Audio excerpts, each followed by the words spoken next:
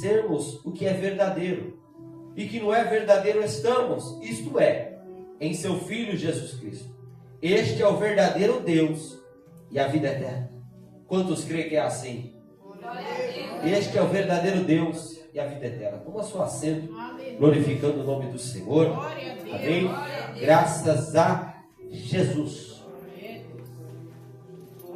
Meus irmãos, minhas irmãs, nessa noite maravilhosa, eu quero que você abra o teu coração a uma palavra que Deus tem para mim e para você nessa noite, para que nós venhamos entender que é necessário nós estarmos firmados, sabe no quê? Na verdade. É necessário nós estarmos firmados na verdade. E se eu te perguntasse, o que é a verdade? A verdade é Cristo. A verdade é a palavra. A verdade é tudo aquilo que nós temos aprendido da parte de Deus. A verdade é que Jesus Cristo é o Filho de Deus. Quando nós olhamos para a palavra de Deus, e nessa noite aqui já foi até louvado louvores que fala acerca disso. O salmista um dia escreveu dizendo, Salmo 119, a tua palavra eu guardei no meu coração para não pecar contra ti. Aí em Provérbios capítulo 3, Salomão também deixou descrito na palavra que nós devemos atar ao nosso coração a palavra de Deus. Esta palavra tem que estar dentro de nós a todo tempo, onde andamos, aonde passamos, aonde chegamos. Para quê? Para que nós venhamos andar na verdade. Quando nós olhamos para a Bíblia, existe uma grande diferença entre aquele que anda na verdade e aquele que anda na mentira. Qual é a diferença? Quem anda na verdade anda na luz diante de todos. Quem anda na mentira anda na escuridão. Foi Jesus que falou assim para um certo grupo de pessoas: a obra de vocês são obra das trevas, porque você faz estas obras escondidas para que não venha até a luz e seja reprovado por todos. Agora nós fazemos as obras da luz diante de todos, para que os homens glorifiquem a Deus. É necessário eu e você estarmos firmados na verdade do Evangelho, na palavra do Senhor. E por quê? Nesta noite aqui, quando nós lemos o versículo 18, tem algo muito interessante que eu quero meditar com vocês. O texto diz assim: sabemos que todo aquele que é nascido de Deus não vive pecando. O que significa? Todo aquele que é nascido de Deus não vive em contramão com aquilo que ele aprendeu. Todo aquele que é nascido de Deus não fica andando na contramão daquilo que é a verdade, andando na mentira. Todo aquele que é nascido de Deus não anda na contramão das coisas que ele já aprendeu. O texto diz aqui no verso 20 que nós temos recebido entendimento para saber o que é verdadeiro, e este é Cristo e seus ensinamentos e a sua palavra. Se nós temos conhecido a verdade, por que nós vamos andar na contramão? O texto diz aqui: sabemos que todo aquele que é nascido de Deus não vive pecando. Se nós já conhecemos a verdade do Evangelho, aquilo que é verdade, por que nós vamos andar no erro? Se nós conhecemos que o adultério é pecado, por que nós vamos adulterar? Se nós conhecemos que roubar é pecado, por que nós vamos roubar? Se nós conhecemos que beber é errado e é pecado, por que nós vamos beber? É preciso eu e você estar firmado na verdade de todo o nosso coração, porque quando nós andamos nesta verdade, desta palavra, de todo o nosso coração, existe uma profecia sobre a nossa vida, como eu li aqui. Sabemos que todo aquele que é nascido de Deus não vive pecando, mas o que de Deus é gerado conserva a si mesmo. Todo aquele que nasceu de Deus, nasceu de novo, como diz lá em 2 Coríntios 5:17. Aquele que está em Cristo, uma nova criatura é. As coisas velhas já passaram, tudo se fez novo. A partir do momento que você conheceu a verdade do Evangelho e a Cristo, você não pode continuar nas mesmas práticas. A partir do momento que você conheceu a palavra de Deus, você não pode continuar errando, continuar pecando, continuar fazendo o que você fazia de errado. Por quê? Você conheceu o que é a verdade. Você que é uma esposa, ou você que é um esposo, sabe aquilo que a sua esposa gosta, sabe aquilo que o seu esposo gosta. Por que você vai ficar andando na contramão para desagradar, e com Deus é da mesma maneira? Se nós sabemos o que agrada a Deus, por que nós vamos desagradar a Deus? Se nós sabemos aquilo que é a vontade de Deus, por que nós vamos andar na contramão? É a palavra que Deus tem hoje. Sabemos que todo aquele que é nascido de Deus não vive pecando, antes conserva a si mesmo. Por que conserva a si mesmo? Porque quando o ser humano erra, quando o ser humano falha e vai de encontro com aquilo que é mentira e que não é a verdade, com aquilo que é errado, com aquilo que não é certo, vem consequências sobre a nossa vida. Aí nós olha aqui o versículo 18, sabemos que todo aquele que é nascido de Deus não vive pecando, mas o que de Deus é gerado conserva a si mesmo. O que significa isso? Se eu e você fizermos o que é reto diante de Deus, Ele só tem a nos abençoar. Se nós fizermos o que é reto diante de Deus, Ele só tem a nos entregar do melhor. Mas também Deus é justo. E se nós fizermos aquilo que é errado, coisas ruins podem acontecer comigo e com você. Se você abrir a sua Bíblia em Gálatas, capítulo 6, no versículo 7, você encontrar Paulo escrevendo às igrejas da Galácia, dizendo assim: não erreis, Deus não se deixa escarnecer, Deus não se deixa ser zombado. Tudo aquilo que o homem semear, ele também vai ceifar. Se eu e você conhecemos essa palavra, sabemos o que é certo e fizemos o que é errado, tem consequências. E se nós fizermos o que é errado e vier sobre a nossa vida essa consequência, nós não estamos nos conservando a nós mesmos. É preciso eu e você nos conservar, firmado na verdade, até o dia de Cristo.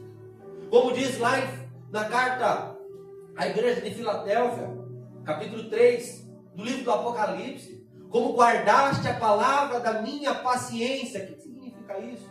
A cada dia que se passa, se conservando a nós mesmos. A cada dia que se passa, firmado na verdade.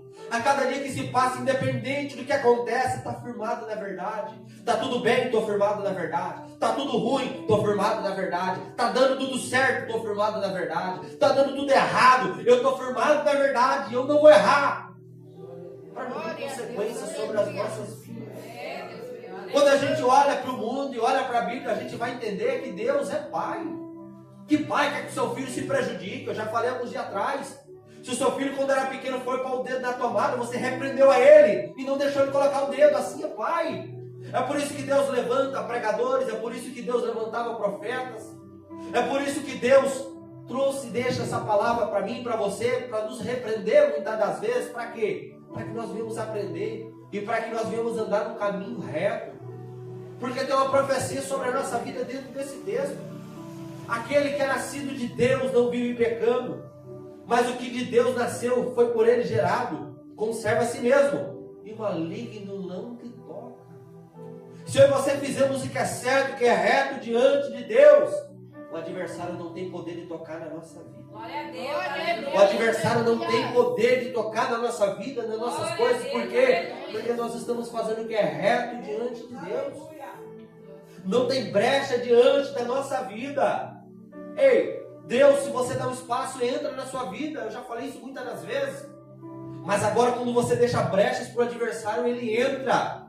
Entra para roubar, entra para matar, entra para destruir, entra para acabar. Se tiver brechas no casamento, ele entra para acabar com o casamento. Se tiver brecha em uma área da tua vida, ele entra para destruir. Por isso que é preciso nós que conhecemos a verdade estar firmados nessa verdade, nessa palavra.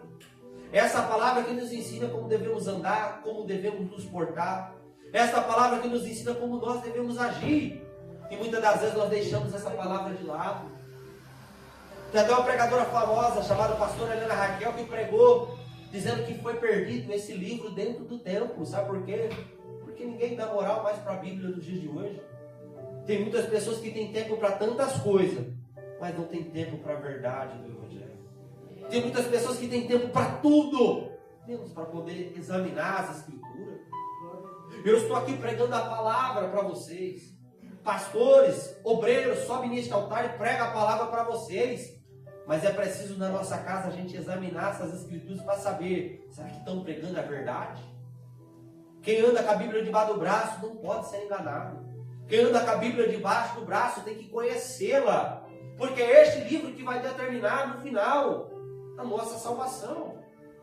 Como no domingo eu contei o testemunho da missionária Sara Pavese, no meio do testemunho ela fala assim: uma pessoa que diz que é um crente que nasceu de novo, que anda com a Bíblia debaixo do braço, tem que deixar algumas manias de lado, tem que deixar algumas coisas de lado. Por quê? Porque é este livro aqui que vai te julgar no último dia. É este livro aqui que vai julgar as nossas ações, as nossas falhas, o nosso acerto. É este livro. Se você abrisse a sua Bíblia, o Evangelho segundo escreveu João, capítulo 15, verso 22 a seguir, está escrito assim: se eles não tivessem ouvido, não teriam pecado, Mas como ouviram, não tem desculpa do seu pecado. O pecado traz consequências de acordo com a Bíblia, e é preciso nós que conhecemos a palavra, a cada dia que se passa, nos abster do pecado, nos abster das coisas que são erradas. Para quê? Porque nós estamos prosseguindo para um alvo. As irmãs cantaram aqui um louvor aqui que chama Tristeza e Alegria, e está falando do quê? Do dia que a igreja vai se encontrar com o Senhor. Mas para a igreja se encontrar com o Senhor, enquanto estamos aqui, nós temos que estar firmados na verdade. Temos que estar firmados na verdade. E o que é verdade? A verdade é que Cristo é o único caminho. Cristo é a única verdade. Cristo é a vida. E o mundo? O mundo é só perdição. O mundo é só tragédia. O mundo é só coisas prejudiciais para a vida do ser humano. Eu olho aqui para o texto, o verso 19 diz assim: sabemos que somos de Deus e que todo mundo está no maligno. Outra tradução da Bíblia vai dizer assim: o mundo jaz no maligno. Nós andamos aí neste mundo afora e nós temos que fazer a diferença. Por quê? Porque nós conhecemos a verdade. Nós temos que fazer a diferença por onde nós andarmos. Fazer jus com a palavra que nós conhecemos. É a palavra que Deus tem para este mundo. Nós temos que fazer a diferença. Nós. Porque se você fazer a diferença dentro da tua casa, você pode ganhar o seu marido. Se você fazer a diferença dentro da tua casa, você pode ganhar a sua esposa. Se você fazer a diferença dentro da tua casa, você pode ganhar o teu filho. Mas você tem que fazer a diferença. Existe uma verdade sobre a nossa vida, e é a Bíblia, é a palavra de Deus. A outra verdade que está sobre nós, que é a Bíblia, é a palavra de Deus, é Cristo. Cristo não é a verdade, como nós aprendemos? No verso 20 diz assim: sabemos que já o Filho de Deus é vindo. Nós sabemos que Jesus já veio. E Ele nos deu entendimento para conhecermos o que é verdadeiro. O que é verdadeiro? O que é verdadeiro é Jesus. Jesus um dia virou. Está escrito, capítulo 17, versículo 17 do Evangelho de João. Jesus falou assim, em uma oração, porque Jesus também orava: Pai, santifica-os na verdade. A tua palavra é a verdade. Jesus Cristo, nós temos que estar firmados nele, nos seus ensinamentos. Porque se nós estivermos firmados em Jesus Cristo e nos seus ensinamentos, nós iremos parecer com Jesus. Mas para parecer com Jesus, nós temos que estar firmados nesta palavra. Saber o que devemos fazer, o que não devemos fazer, como devemos nos portar, como não devemos. Nós temos que estar firmados na palavra de Deus. Firmado nesta palavra. A verdade é que nos deu entendimento para permanecer no que é verdadeiro. Isso, sua palavra. E o que é que nós aprendemos na palavra? Diz aqui: e em seu Filho Jesus, que este é o verdadeiro Deus e a vida eterna. Se nós aprendemos na palavra que Jesus é o verdadeiro Deus e a vida eterna, irmã Marina, então é Jesus que nós temos que seguir. Então é os passos de Jesus que nós temos que buscar seguir. Então é Jesus que nós temos que buscar seguir. Quando Jesus chamava uma pessoa, como tem alguns relatos dentro da Bíblia, ele chamando os seus apóstolos, ele dizia: segue-me tu. É preciso seguir a Cristo, é preciso estar firmado na verdade. É preciso que os passos que Cristo deu na terra, através desta palavra, nós viemos seguir. A cada dia que se passa, se afastar do que é errado, se afastar daquilo que é ruim. Porque muitas das vezes o ser humano acaba sendo um pouco hipócrita. Por quê? Porque sabe que é errado, mas faz. Sabe que é errado, mas continua no erro. Aí eu te pergunto, será que erro não tem consequência? Eu poderia te contar na Bíblia muitos e muitos exemplos de coisas que o pecado trouxe de errado na vida de uma pessoa. E é por isso que muitas das vezes coisas ruins acontecem na vida da gente, a gente não entende porque aconteceu. Tem coisa que é consequência que vem por nossas próprias ações. É uma palavra dura, mas é a verdade, é a Bíblia. Eu vou te apresentar apenas um exemplo. Uma família, uma casa, que por causa do pecado, tragédia veio sobre a casa. Qual família? A família de Davi. Se você abrisse a sua Bíblia no livro de 2 Samuel, capítulo 11, você ia ver. 2 Samuel, capítulo 11. Um dia que Davi sai do telhado. Quando ele está no telhado, vê uma mulher se banhando. Quando ele vê a mulher se banhando, ele se apaixona por aquela mulher. Procura saber quem era a mulher e ele descobre que a mulher era casada. E mesmo assim ele manda chamar a mulher. E ele se junta com aquela mulher e cai em pecado. Cai em adultério. Davi não sabia que era pecado. Davi não sabia que era errado. Davi caiu em pecado e o pecado traz consequência. A Bíblia vai dizer ali que além dele pecar, além de ele errar, cair em adultério com aquela mulher engravidou. Além da mulher engravidar, ele procurou maneiras ali de esconder o seu pecado, mas dá para esconder de todo mundo menos de Deus.